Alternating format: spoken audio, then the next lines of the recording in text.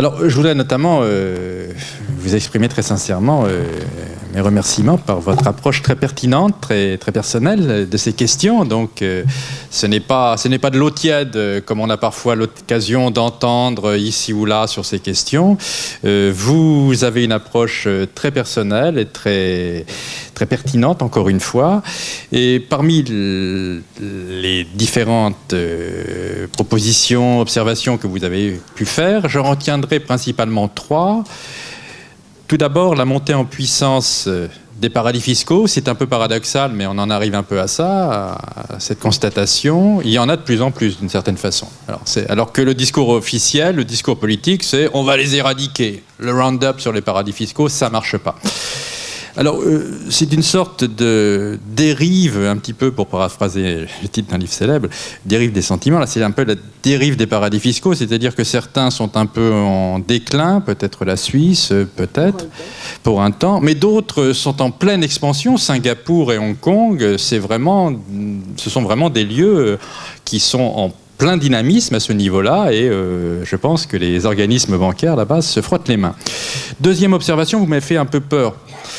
Un moment, j'ai cru comprendre qu'au centre de Paris, dans le Sentier, il pourrait y avoir une sorte de paradis fiscal. D'après l'exemple que vous avez pris, il y a quelque chose qui s'apparente en quelque sorte de... Il y a une fraude telle qu'il y a une fraude... Il y a quand même... j'ai 3 affaires de la Société Générale là-dedans. Il y a une où elle est de blanchiment. Il y avait 4 banques impliquées dans le blanchiment des Chinois. Ben, la Société Générale n'a pas clôturé les comptes des Chinois qui faisaient du blanchiment. Donc, bien sûr, mais si on tolère ça, est-ce qu'on n'est pas paradis fiscal ? Donc, il paraît assez illusoire de faire une liste qu'on réactualiserait quand on s'aperçoit que parfois la problématique est un peu plus complexe. Et enfin, troisième petit point que j'ai retenu, mais encore une fois, bien d'autres points mériteraient d'être pointés, mais je connais l'heure et donc je souhaiterais être extrêmement bref. J'ai cru comprendre que les moyens de lutte les plus efficaces, en tous les cas ceux qu'on a pu pointer, et ça pose un autre problème, reposent avant tout sur l'utilisation de méthodes illégales, c'est-à-dire par exemple l'utilisation de fichiers volés et qu'on achète à des voleurs.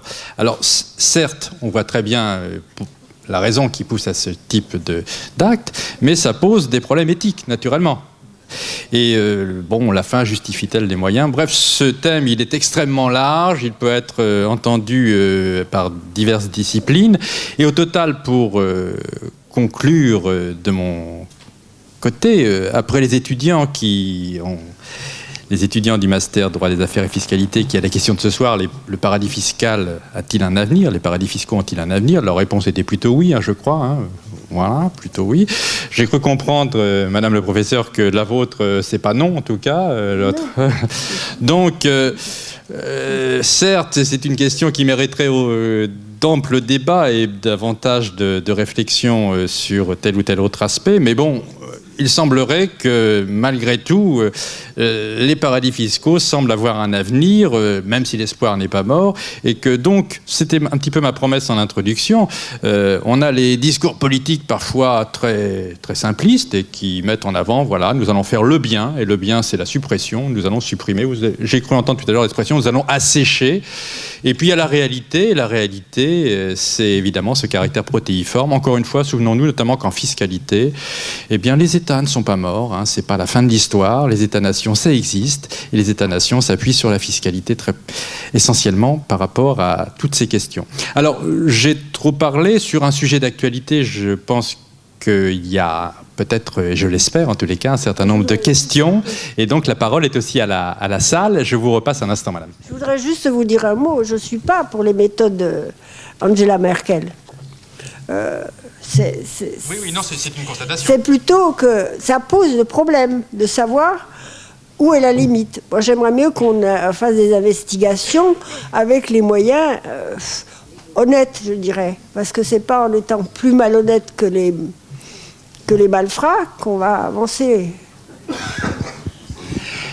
Alors, la parole est à la salle. Donc, avez-vous... Voilà, vous prenez le relais. Allez-y, Virginie. Voilà, donc je vais faire passer le micro pour ceux qui ont des questions. Juste avant, j'en ai juste pour 2 minutes. Hors de conférence, il y a un gros problème. Vous savez, c'est comme le mur qu'il faut franchir, c'est la première question. Ah, bravo, monsieur, merci. Oui. Donc je disais, je vous donne la parole, monsieur, juste un instant. Je voudrais particulièrement remercier donc monsieur Perret, notre directeur de Master 2, ainsi que madame Rouanet pour l'organisation du colloque. Également le syndicaliste monsieur Drézé et les 2 magistrats, messieurs Robert et monsieur Demaillard, qui ont accueilli en entretien privé les étudiants et qui ont apporté leur éclairage.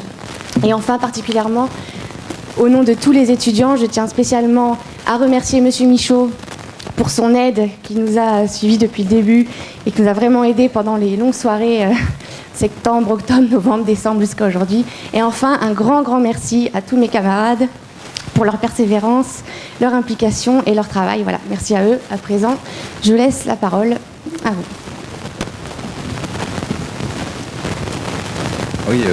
Oui, je voulais vous rappeler que comment les services fiscaux français qui ont eu des listes de banques suisses que vous n'avez pas relevées, je ne parle pas du Liechtenstein et de l'Allemagne, des banques suisses, comment les services fiscaux français nous ont dit qu'ils n'avaient pas payé le renseigneur. Ils l'ont dit. Oui. Mais oui, ça n'a pas empêché la Suisse de porter plainte contre cette personne pour divulgation du secret bancaire. Enfin bon. Oui, de toute façon, on peut supposer qu'il y a quand même eu quelques forcings de fait. Ouais. Et que, bon, jusqu'où on a été, il faut le cacher.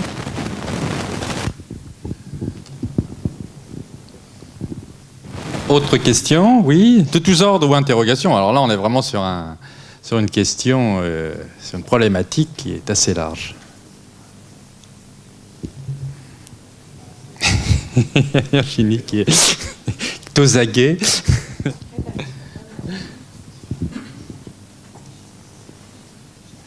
Alors effectivement, bon, une question va sûrement se manifester. On a bien compris quel était le lien avec nous, pauvres contribuables lambda, qui, je pense, pour la plupart, n'ont pas de compte ici ou là. La perte de recettes fiscales, évidemment, ça suppose que les autres compensent. Et donc, bien évidemment, tout ceci a des conséquences pour les millions et les millions de contribuables que nous sommes. Vous vouliez ajouter, madame ? Oui, je voulais dire, les 2 exemples qu'ont donnés les étudiants sont très intéressants. Mais disons que c'est, entre guillemets, des trucs qu'on connaissait déjà bien depuis longtemps. Donc on n'a fait qu'utiliser ce qu'on fait depuis longtemps. La grosse différence, c'est le volume de la fraude. Ça pose un problème à un niveau autre. Ça met en difficulté les budgets des États. C'est ça le problème. À la limite, c'est même plus tellement la fraude, la petite fraude qu'on laisse passer. Allez-y, madame. Je voudrais juste faire une remarque, c'est dire que l'Union soviétique n'a jamais eu de problème avec les comptes en Suisse, a toujours su ce qu'il y avait sur les comptes de ses ressortissants. Alors ça, je ne sais pas comment ils ont fait. Je ne sais pas, mais ça, je peux vous dire que j'en suis sûre. Je ne me suis pas penchée sur ces pays-là, parce que je ne lis pas le russe, il n'y a pas beaucoup d'ouvrages qui sont parus, j'ai pas trouvé de dossier, j'ai pas rencontré de dossier avec des jugements où on pouvait me... Ça se passait de façon souterraine, disons. Oui. Convoquer la personne, on la mettait en demeure de... Ça peut être les méthodes de la mafia, hein. On vient vous trouver et puis on vous dit vous faites plus ça parce que sinon exactement. Vous allez voir ce que vous allez voir. D'autres questions ? Donc ça revient, enfin, quelque part, on est sur l'idée, est-ce que la fin justifie les moyens ? Voilà, c'est, sans aller jusqu'à la torture pour faire avouer.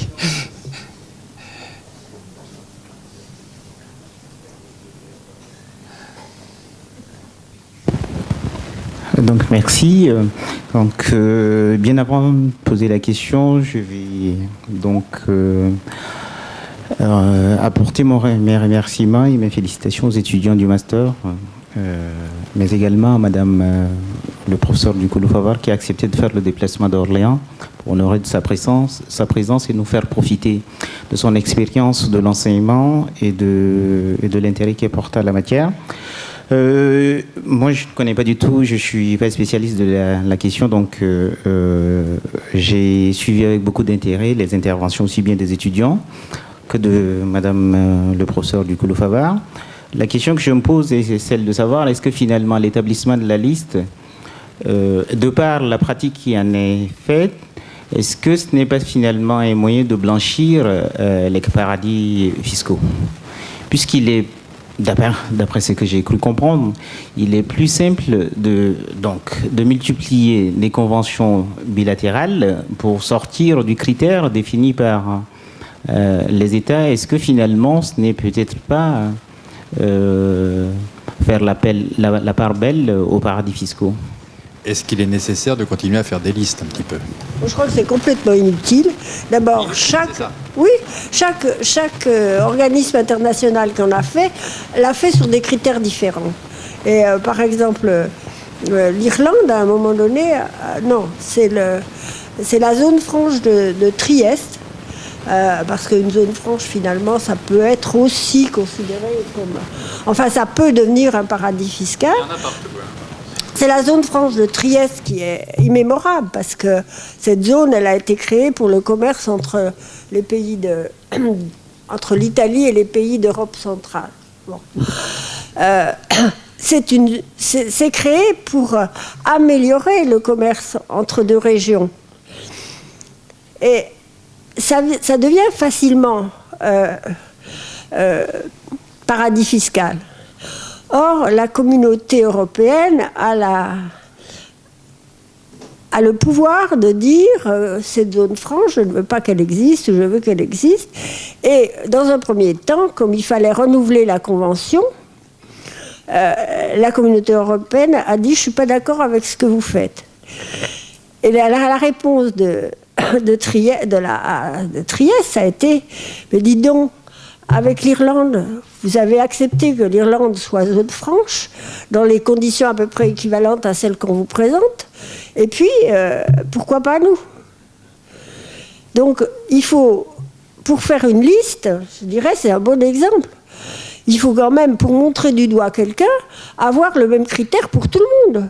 Je suis désolée, un professeur, quand il colle ses étudiants, c'est qu'il a un critère de notation et qu'il note tout le monde de la même façon. Enfin, on espère. Autre observation, si on appréhende la question des paradis fiscaux à l'image de la situation de l'Irlande, est-ce que finalement être un paradis fiscal ne réaliserait pas une victoire à la Pyrrhus, comme le disait tout à l'heure l'une des intervenantes, parce que finalement la situation budgétaire de l'Irlande aujourd'hui, relativement au nombre de sociétés installées dans ce pays, et la dégradation de ces notes par les agences de notation qui fait que finalement aujourd'hui l'Irlande n'est plus en état d'endetter sur le marché à un coût plutôt avantageux. Est-ce que finalement ce n'est pas une victoire à la Pyrrhus, on est tenté de le dire, non? Oui, et encore, il faut observer qu'en dépit des finances calamiteuses, des finances publiques calamiteuses de l'Irlande, vous avez vu qu'elle résiste bec et ongle et qu'elle ne veut pas toucher à son taux d'imposition de 12,5% de l'IS. Donc c'est vraiment le pivot central, hein, pour ce qui concerne. Avez-vous des éléments complémentaires? Non. Y a-t-il d'autres questions Oui, monsieur, je vous en prie. Et ensuite, donc, nous aurons un petit cocktail qui nous permettra de terminer agréablement cette conférence. Merci. Il y a peut-être un élément que nous ne prenons pas suffisamment en compte lorsque nous voulons lutter contre les paradis fiscaux ou de manière générale contre la fraude. Disons que nous sommes dans un jeu de gendarmes et de voleurs, et simplement que les gendarmes sont en général payés à 35 € de l'heure, alors qu'un avocat, ceux-là même les cabinets que vont rejoindre vos élèves, charge en général entre 400 et 500 € de l'heure pour organiser une fraude quelconque. franco-française ou étrangère. De toute façon, le jeu est inégal. Mais il y a autre chose, il y a la frontière. Parce que le juge ou le gendarme, il ne peut pas passer la frontière. Je n'ai pas retrouvé l'histoire, mais j'avais une petite histoire. J'avais un document qui racontait l'histoire de douaniers français à la frontière suisse qui avaient couru après un fraudeur et dans leur course, ils avaient passé la frontière. Parce qu'elle n'était pas marquée d'une ligne jaune. Eh bien, on a considéré qu'ils n'avaient pas le droit de le faire et que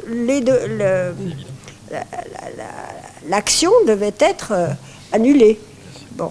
Donc il y a la frontière. Les juges, ils butent contre la frontière. Alors que les fraudeurs, ils en profitent. Il faut que, peut-être, il y a un détail que je n'ai pas donné dans le droit des sociétés. Je me battais quelquefois avec les étudiants quand j'essayais de leur expliquer un peu la multinationale, en leur disant, c'est des sociétés, la multinationale n'a pas de nationalité. Certes, Fruhof, Google, ce sont des multinationales américaines du point de vue économique, du point de vue de la naissance de l'activité. Mais chaque société de groupe a la nationalité de son propre pays. Donc c'est quelque chose qui vit au-dessus du droit. Puisque l'entité multinationale, quelle nationalité lui donner? Et donc c'est l'État sauvage. Point de vue du droit, c'est l'État sauvage. Vous ne reconnaissez pas un sujet de droit qui existe. Donc il fait ce qu'il veut. Merci. Et donc en complément, donc en tous les cas au niveau du master, je peux vous rassurer, monsieur, donc nos étudiants travaillent de manière très pratique des dossiers divers et variés, mais on n'est pas sur l'évasion fiscale, comment faire. Nous ne sommes évidemment que des modestes contribuables, en tous les cas, pour ce qui nous concerne. Oui, mais... Alors, ce qu'il en deviendra dans 5 ou 10 ans, voilà, on peut s'échanger les cartes, et d'ailleurs, il y a le cocktail là-bas. Et donc, je vous invite à suivre la piste. Un problème, c'est que la plupart des fraudes multinationales et autres se font sans les paradis fiscaux, effectivement en France, ou même simplement en jouant de l'Europe, et dans des conditions parfaitement, entre guillemets, légales, puisqu'on fait travailler des gens, encore une fois, à 500 € de l'heure, qui savent qu'ils peuvent charger très cher leurs clients, alors qu'en face, on ne peut pas mettre en place dans l'administration de moyens qui permettent de faire face à ces gens richement payés pour faire de la fraude. Une dernière nuance, vous avez employé ou alors je l'ai moi-même traduit dans mon esprit, ce qui est parfaitement légal, c'est l'optimisation fiscale. Effectivement, le conseiller fiscal, il est payé pour trouver la solution qui va être la moins pénalisante au plan fiscal. Mais il doit aller jusqu'à la limite, c'est-à-dire la loi et la jurisprudence, mais pas au-delà. Alors c'est tout le jeu du chat et de la souris, effectivement, où est la limite. Parfois, la jurisprudence du Conseil d'État elle peut changer, elle n'est pas toujours d'une clarté aussi limpide qu'on le souhaiterait. Mais... C'est le jeu de la technique juridique actuelle, où on joue avec les formes de la loi et non pas avec la substance. Parce que pour moi, l'optimisation fiscale, dans le fond, c'est quand même tricher. C'est un vrai débat. Et pour terminer sur ce point, ce concept d'optimisation fiscale, de tax planning, il est apprécié de manière très différente d'un pays à un autre, là aussi. Et donc, on a du pain sur la planche aussi. Mais je sais que dans la salle, il y a des représentants de l'administration fiscale et croyez-le bien, ce sont des gens très avertis. Certes, ils ne sont pas payés des sommes astronomiques comme on l'évoquait tout à l'heure, mais ils ont aussi le sens de garder la matière fiscale légalement imposable en France. Ils font ce qu'ils peuvent, c'est vrai. L'idéal n'est pas de ce bas monde, malheureusement, et on vient de le constater. Écoutez, pour ne pas prendre trop de temps, je voudrais vous remercier tous pour votre présence et pour votre assistance très, très pertinente à cette conférence. Et puis, vous inviter à passer peut-être à notre petit buffet pour nous détendre. Bonne soirée à tous. Merci de votre présence.